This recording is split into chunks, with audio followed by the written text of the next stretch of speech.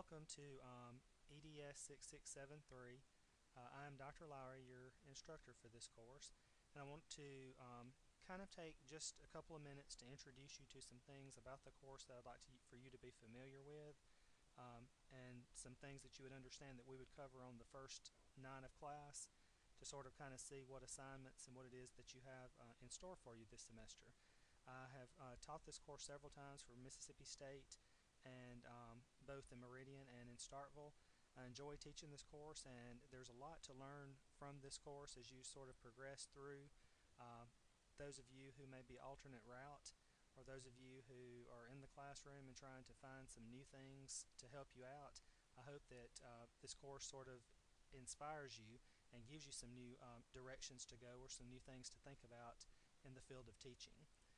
When you log into my courses in the Mississippi State LMS here, you're going to notice that on the left hand side of the screen I have some tabs here listed, announcements, and of course I don't have any announcements in here yet. I will have some up throughout each week. I'll send out an announcement and I'll send out an email to you so that you'll know what it is that's coming up for the upcoming week. Some reminders, so to speak, will be here through the announcements folder.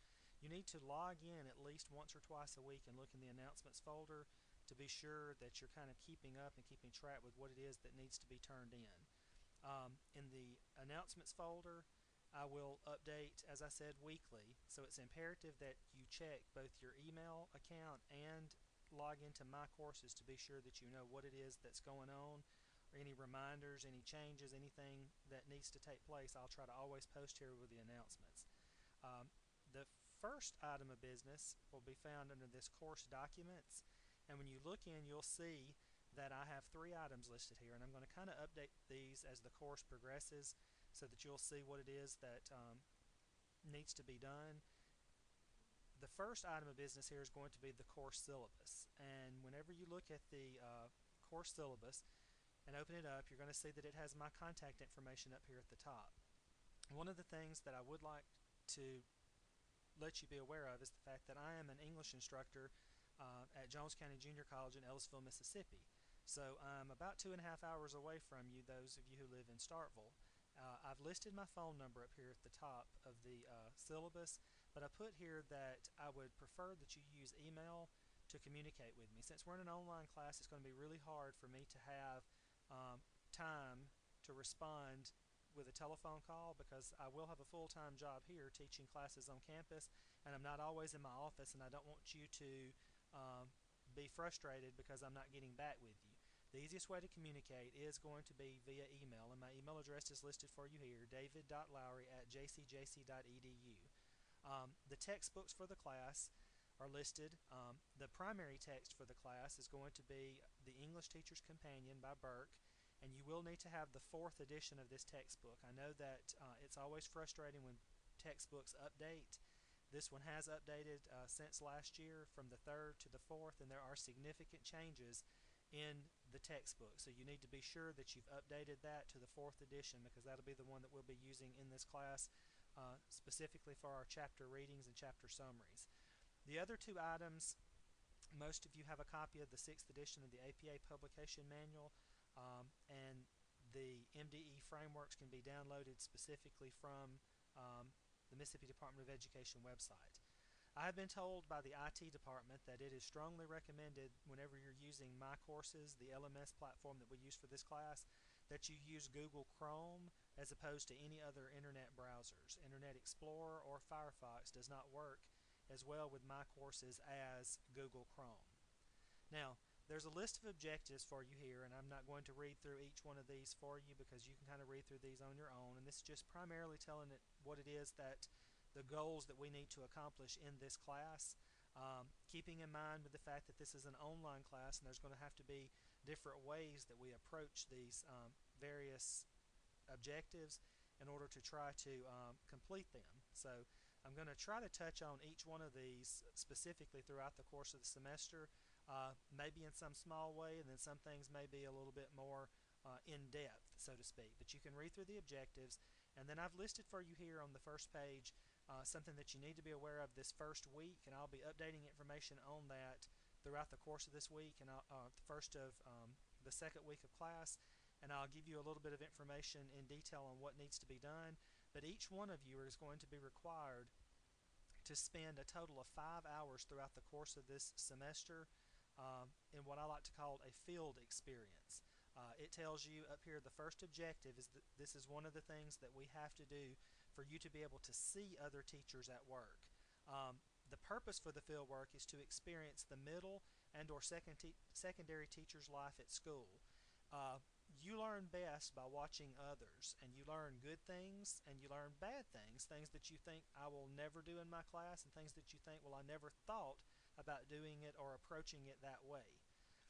The field experiences can take place at your school if you are teaching, or they can take place off campus if your principal allows you to go somewhere else. But you're going to have to work it out, and you need to do that within the first week or so of class, because the first field experience is going to be due by week 4 of class. So within the first 2 weeks, you need to try to decide how you're going to manage this, if you're going to do this during your planning period, or whatever method you're going to use in order to accomplish this.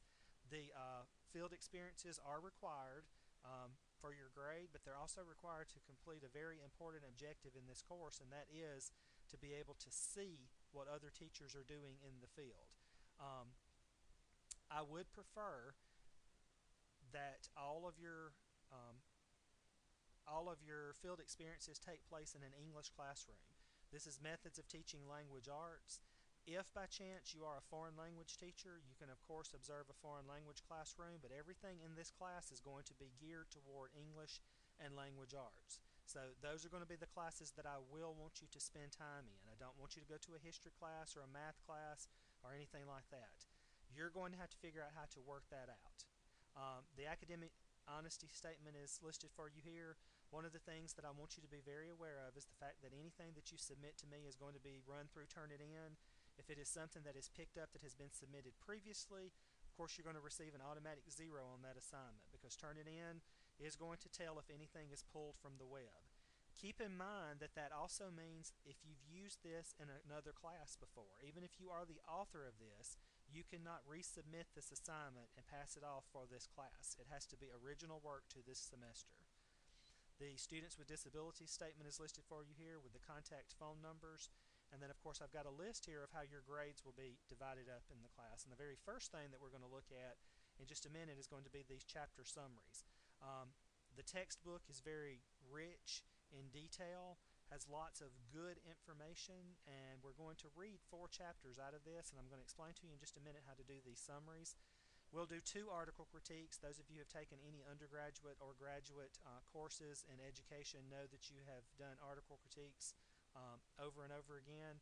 You'll have 2 of them that you'll have to complete in this course, and I'll have a specific setup that I want you to follow.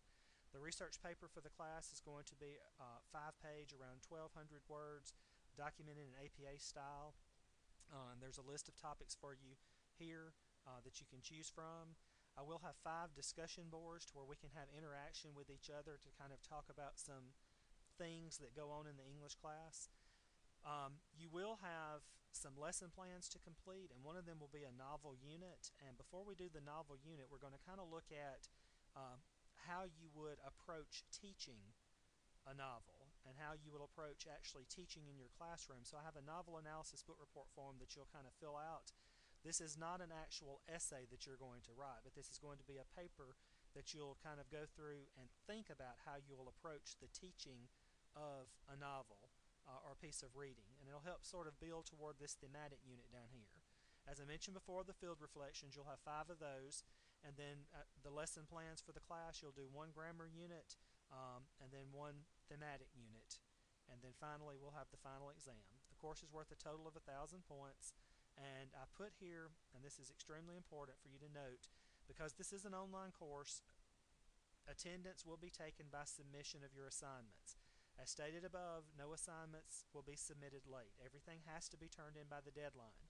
You can turn work in early, but you cannot turn work in late. Anything that's turned in after the deadline, or anything that is requested to be turned in after the deadline, if you email me and say, oh, I missed this at 6 o'clock on Wednesday evening, what do I do? You'll receive an automatic 0 and an absence for that week. You're not allowed to be able to make it up. Everything has to be turned in Wednesday evening at 6 p.m. of the week that is listed on the agenda.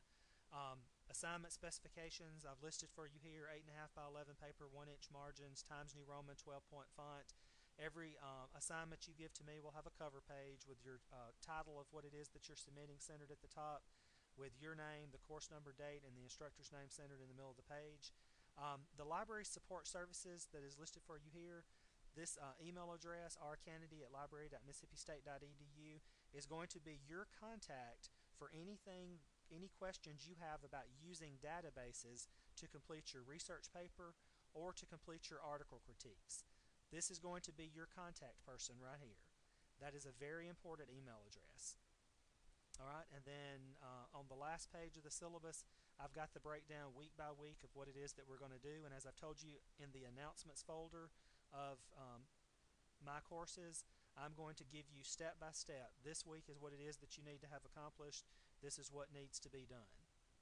Now, let's briefly talk about the first assignment that you have in the course. And if you look on the calendar, it's going to say, during week 1, I'd like for you to read chapter 1 of the English Teacher's Companion, and from here on out I'm going to call it TETC. The title of the chapter is What We Teach, Redefining English as a Discipline.